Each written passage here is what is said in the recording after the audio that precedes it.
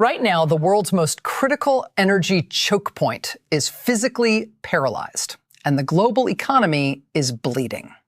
As of April 8th, 2026, the Strait of Hormuz remains effectively closed to commercial navigation. 20 million barrels of crude oil, a full fifth of the global supply, are stranded at this exact moment. We are currently watching the largest supply disruption in the history of the oil market unfold in real time. Just hours ago, following a severe ultimatum from President Trump and reported warning strikes on Iran's Karg Island, a highly fragile 2-week ceasefire was brokered by Pakistan. But the damage is actively cascading through the system. Ships are stalled, refineries are panicking, and the costs are hitting global consumers right now. This isn't just a distant geopolitical standoff. It's a developing stagflationary shock, an ongoing logistical nightmare, and a situation that right now threatens to shatter the global cost of living. Right now, off the Cape of Good Hope, hundreds of massive container ships are burning millions of dollars in marine fuel as they execute a desperate 14-day detour to avoid the Persian Gulf.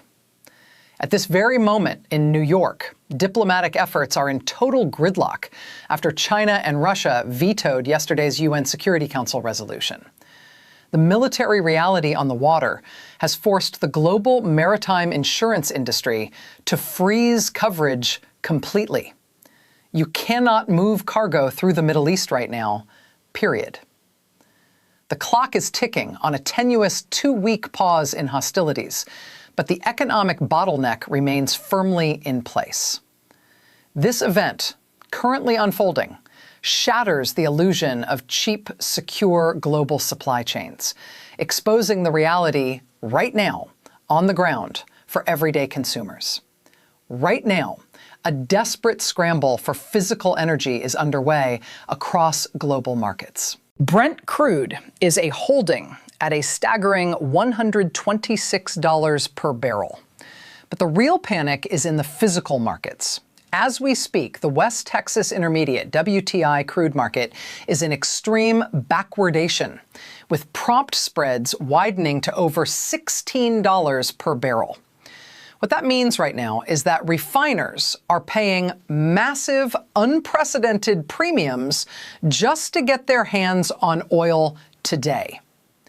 Currently, 8 to 11 million barrels per day of Gulf production are completely shut in. Storage tanks in Basra are maxed out, and the pain is moving instantly to the supply chain. Over 400,000 TEUs of global container capacity are trapped. Given what's unfolding, financial institutions are hoarding capital, anticipating deeply entrenched inflation, notes the IMF, warning of immediate global growth reductions. Within the last few weeks, spot freight rates from the Far East to North Europe spiked 31%. Currently circulating data shows ocean carriers like CMA CGM and Hapag-Lloyd are slapping shippers with emergency fuel surcharges ranging from $160 to $265 per container. Air freight into hubs like Kuala Lumpur just spiked 40% in a single month.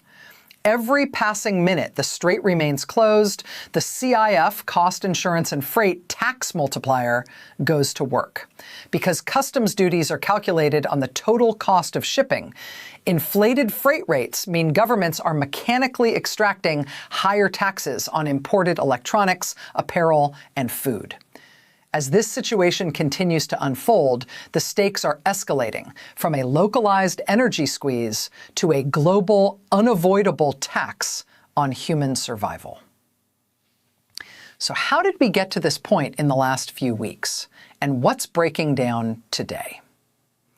The asymmetric maritime warfare following the late February strikes has locked down a choke point just 21 miles wide. With 21 confirmed attacks on merchant ships, the IRGC has established a rigid blockade.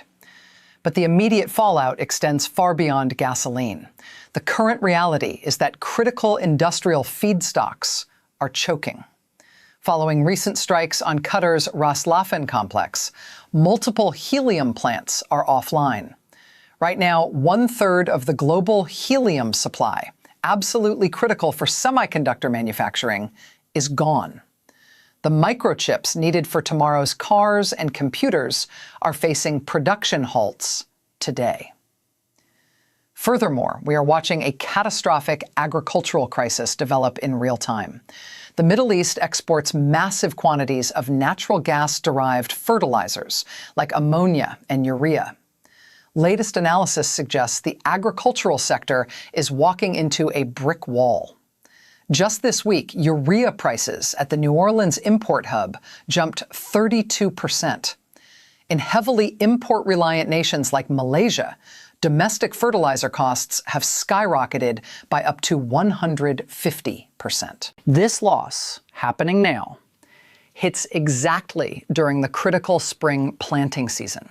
Farmers are actively deciding right now to use less fertilizer, which guarantees lower crop yields at harvest. Meanwhile, the cost of imported feed for poultry, like corn and soybean meal, is soaring due to the ocean freight crisis. What's clear right now is that assumptions about isolated geopolitical conflicts need immediate reassessment, especially as operations continue and the reality of a global food security time bomb ticks closer to zero. In the past 24 hours, this incident has sent shockwaves through domestic political circles, proving that governments can no longer shield their citizens from the open market. Take Malaysia, a deeply integrated oil-producing economy. Just yesterday, the narrative was that fuel subsidies would protect the working class. Today, that firewall is fracturing because the actual market price of RON 95 petrol has surged to $3.87 per liter. The Malaysian government is bleeding roughly 133 million ringgit every single day to keep pump prices subsidized. Right now, the administration faces an unsustainable fiscal hemorrhage. As of last week, they were forced to slash the subsidized petrol quota by 1/3. The shield is breaking. And for the commercial sector, the dam has already burst. Current reports show unsubsidized diesel has spiked to $6.02 per liter. Just yesterday, Grab Mobility implemented an 80% increase to their fuel surcharge, extracting an extra 40 cents per ride directly from consumers just to keep gig economy drivers afloat.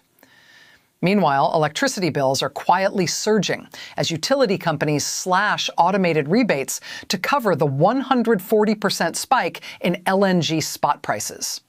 In the next 14 days of this newly brokered ceasefire, global leaders face an impossible decision. They must choose between bankrupting their national treasuries to subsidize energy or passing the true devastating cost directly to consumers. Right now, everything hinges on the diplomatic negotiations moving forward.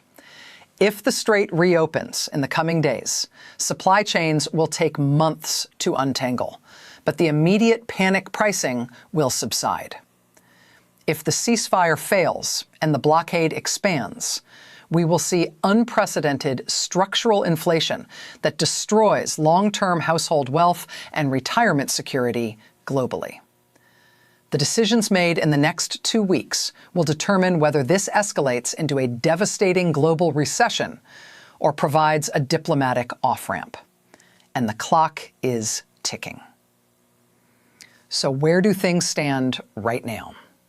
This ongoing situation shows how fast things can change.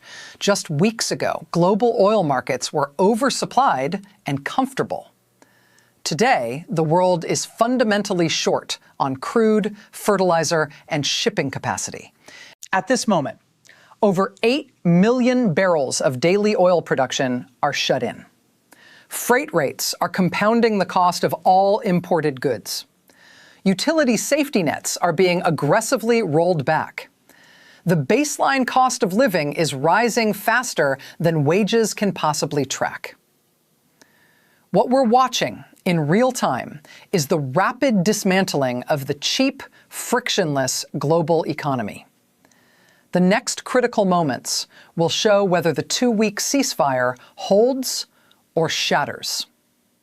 Right now, this situation demonstrates how quickly a localized military standoff can infiltrate your daily budget, from the cost of your morning commute to the price of your groceries.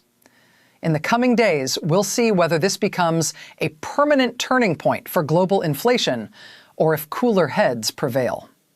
Stay updated on this developing situation. Subscribe and turn on notifications to get the latest analysis as events unfold, delivered faster and clearer than mainstream news.